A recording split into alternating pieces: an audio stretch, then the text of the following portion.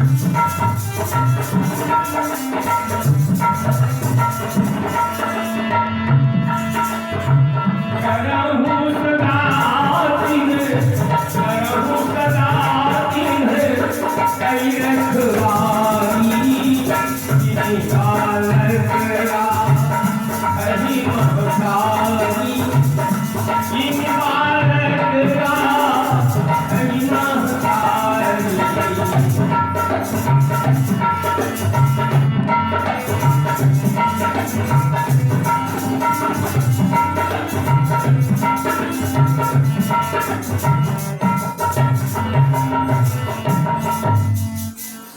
राम ने कहा भैया देवर्षि हम तुम्हें अपने हृदय की बात बता रहे हैं।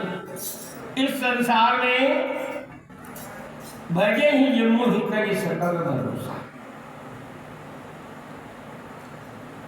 जो प्राणी संसार के सभी भरोसों को त्याग कर एकमात्र हम पर आधारित हो जाते हैं, हम पर विश्वास करते हैं, हमारे भरोसे रहते हैं, तो भगवान कहते हैं ऐसे भक्तों का उसी तरह हम कल्याण करते हैं, रक्षा करते हैं।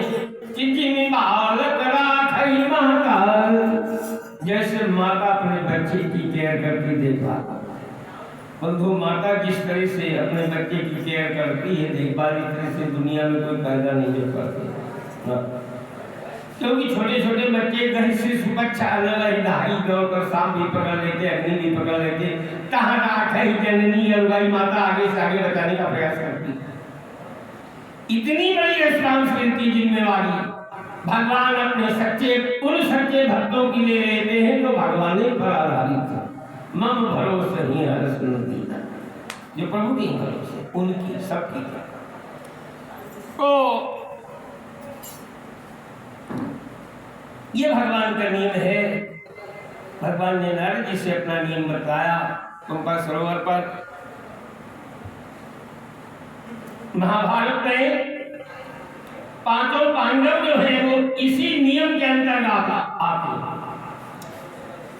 उनके लिए कृष्ण भगवान के अलावा कोई दूसरा भरोसा नहीं, कोई आधार नहीं। वो भगवान कृष्ण की ही शरण। बस इन्हीं दो चौपाइयों को ध्यान में रखते हुए आइए महाभारत की तरफ बढ़ते हैं। देखो महाभारत का जब प्रारंभ होने को हुआ तो दोनों सेनाओं के अधिपति भगवान द्वारकाधीश कृष्ण भगवान के पास सहयोग मांगने लगे। जैसा कि आप सभी लोग जानते हैं, कौरवों के सेना के अधिपति हैं महाराज दुर्योधन और पांडवों के सेना के अधिपति हैं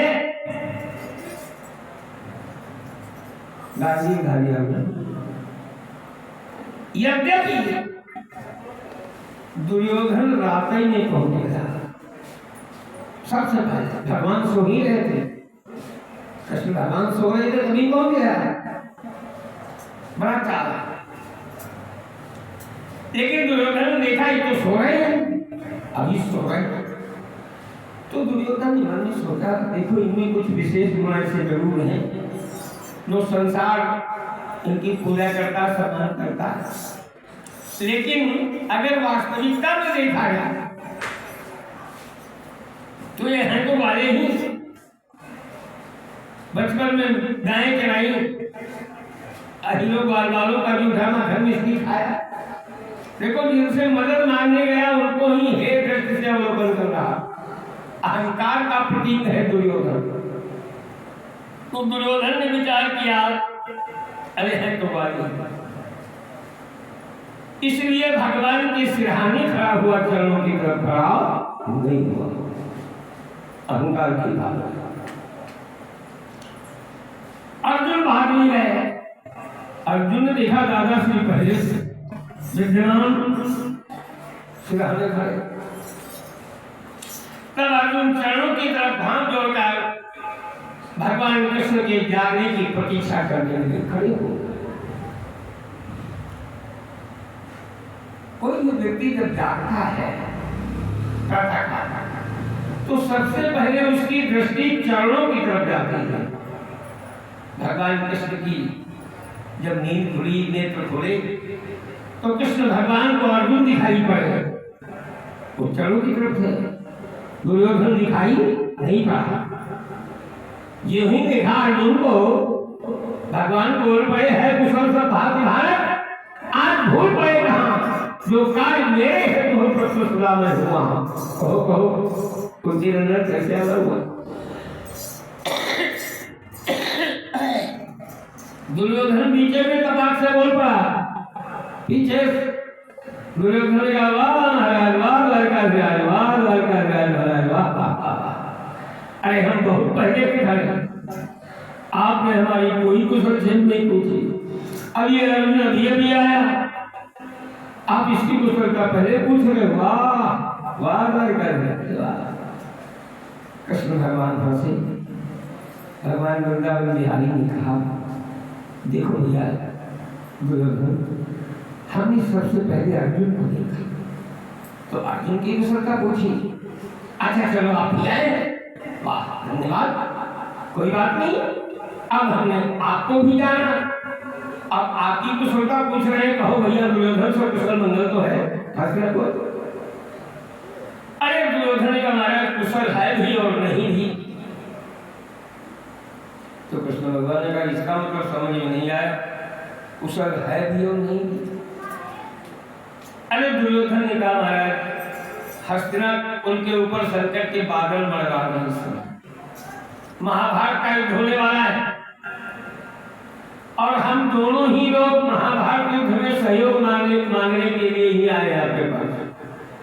अर्जुन को बताना भी नहीं पड़ा, दुर्योधन ने बता दिया। कहा दोनों ही लोग आपसे सहयोग के आकांक्षी है, सहयोग मांगने आए। भगवान कृष्ण मुस्कुराए। श्री कृष्ण भगवान ने कहा अच्छा ठीक है द्रौपदी, अगर ऐसी बात है तो देखो सहयोग तो हम कर रहे हैं, लेकिन एक बात जान लो, क्योंकि आप पहले आए हो अर्जुन से, इसलिए हम मांगने का मौका तुम्हें पहले दे रहे हैं। अर्जुन बाद में मांगेंगे, क्योंकि आप पहले आए हो इसलिए तुम अधिकारी पहले हो मांगने के। लेकिन एक बात का ध्यान रखना दोनों लोग कि हम सहयोग तो करेंगे, लेकिन दो ही प्रकार के हमारे पास सहयोग है, तीसरा न मांगना। दुर्योधन का हमारा गोपम। तो श्री कृष्ण भगवान ने कहा पहली बात तो ये है कि पूरे युद्ध भर हम अस्त्र नहीं उठाएंगे, पूरे युद्ध भर हम अस्त्र नहीं उठाएंगे, ये मत समझ लेना। दूसरी बात, हम निहत्थे रहेंगे, अस्त्र उठाएंगे नहीं। दूसरे सहयोग में हम अपनी नारायणी चतुर्वेदी सेना एक छोड़ी कर देंगे। अब क्योंकि तुम पहले आए हो तो तुम चाहे सेना मांग लो या हमको मांग लो, दो ही सहयोग है। अब ये तुम पर निर्भर करता है। दुर्योधन ने मन में सोचा ये द्वारका जिला तो बिल्कुल नया जिला था, मेरा बताओ हम पहले आए तो हमको मांगने का मौका पहले दिया। वाह, अगर कहीं ये मौका अर्जुन को पहले दे देते और अर्जुन कहीं सेना मांग लेता तो हम तो बिल्कुल कहीं के नहीं रहते। वाह, बड़े न्याय मन में सोच बोला तो फिर ऐसा करो प्रभु। दुर्योधन ने सोचा निहत्थे को हम लेकर क्या करते हैं, हमको तो युद्ध में सहयोग चाहिए। कहा तुम्हारा आप अपनी नारायणी सेने हृदयों का छोड़ी चतुर्वेदी से। अरे कृष्ण भगवान ने कहा कथा को ले जाओ, हम तो पहले ही चुके हैं। दो ही सहयोग है, तीसरा नहीं। बड़ा प्रसन्न हो गया दुर्योधन, बोला जय हो द्वारका। लेकिन बड़ा चालाक है दुर्योधन का बड़ा तो आपने कहा है कि आप पूरे युद्ध भर 18 दिन अस्त्र नहीं उठाएंगे, क्या ये जरूरी है कि आप अस्त्र न उठाओ? क्या इसकी कोई गारंटी जरूरी? कृष्ण भगवान मुस्कुराए दुर्योधन को देखकर।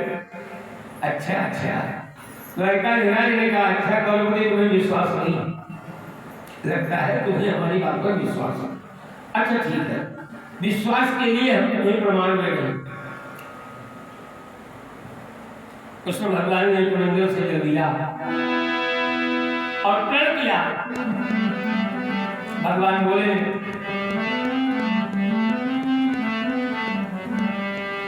बोले हमारो पन है कौन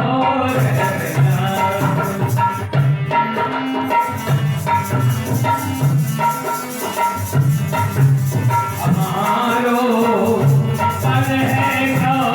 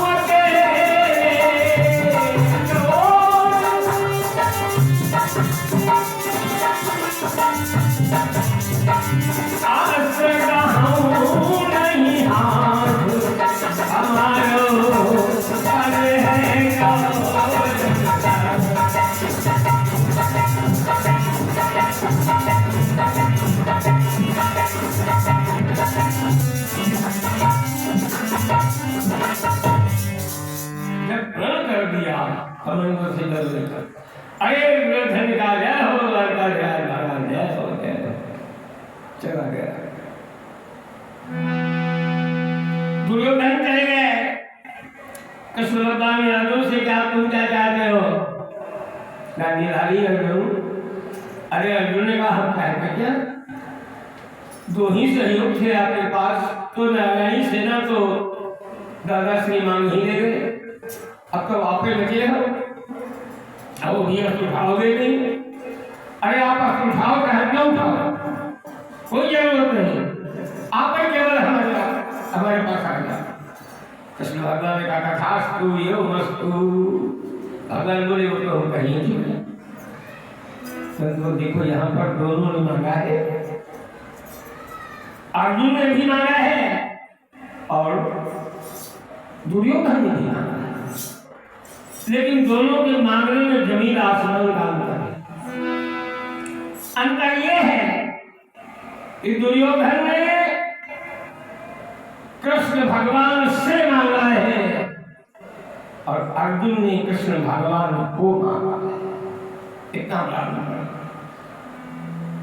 अरे प्यारे भगवान को मांग लो सर्वस्व मिल जाएगा, भगवान से न मांगो भगवान को मांगो।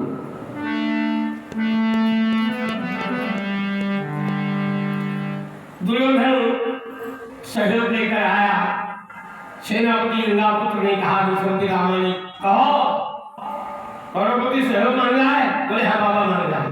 अरे मैं बड़े न्याय नहीं, घर के न्याय नहीं, हम पहले गए तो हमको मांगने का मौका पहले दिया। बाबा ने कहा मांगा क्या करना? अरे बोले मांगा क्या था? उन्होंने कहा दो ही सहयोग है, एक में नारायणी सेना देते, एक में निहत्ते रहते पूरे युद्ध भर, जिसके साथ जिसके भी साथ रहते। तो बाबा ने कहा तुम्हें क्या मांगा? अरे कहा मांगना क्या था, हमको तो एक तो करवाना था, निहत्ते लेकर हमको हम क्या करते? अरे गंगा पुत्र भीतर बिठा अपने दांत से अमूल सहयोग तो तू क्या खाक मांग रहा है? दुर्योधन ने कहा क्यों बाबा? अरे कृष्ण भगवान ने कहा बोल, जो अपने भक्त के लिए कच्छप अवतार ले सकता है, अपने भक्त को बचाने के लिए जो धर्म से प्रकट हो सकता है,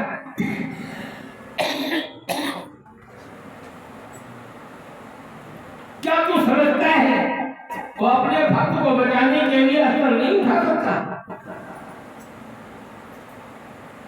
लेकिन दुर्योधन ने कहा बाबा अब तो जो होना था वो हो गया, अब पछताने हो क्या जब चिड़िया चल गई, अब तो जो होना था वो हो गया।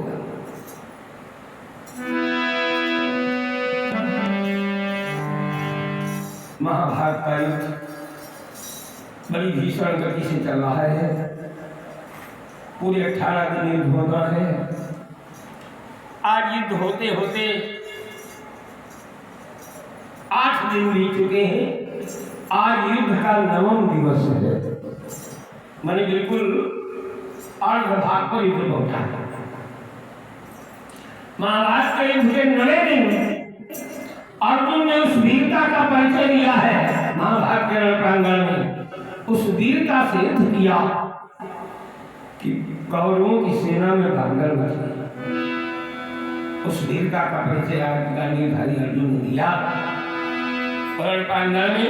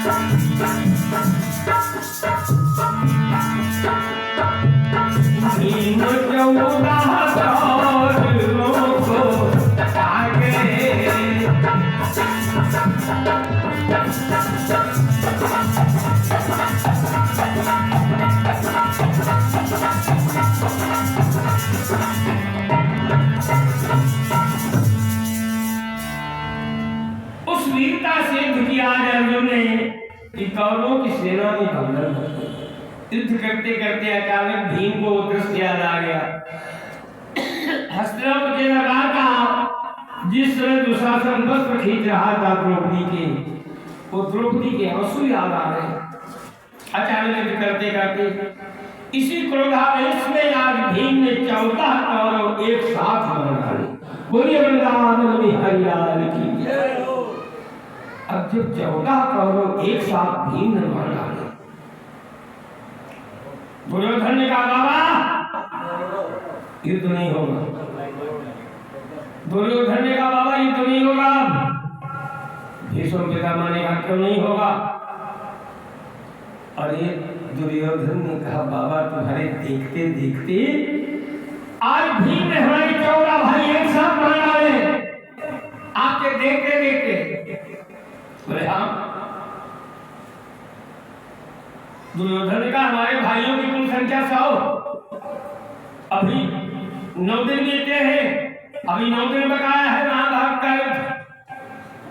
इस तरह से हमारे भाई मारे गए, कितने दिन युद्ध चलेगा बाबा? ये बताओ जरा।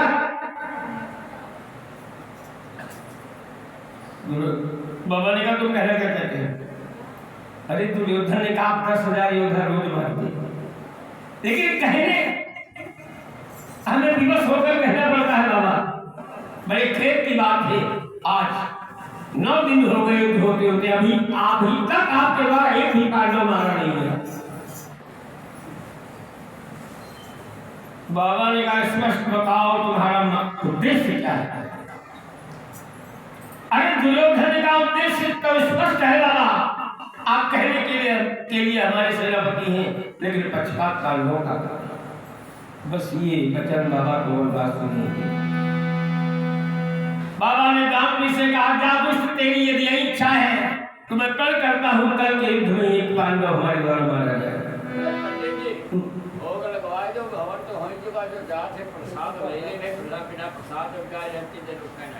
हाँ प्रसाद बांट दो, प्रसाद रखा है, प्रसाद बांट दो।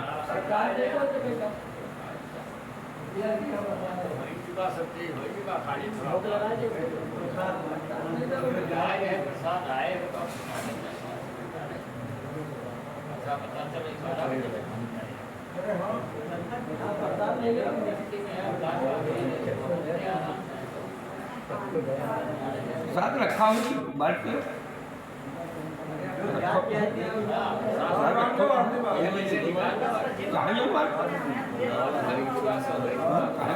प्रसाद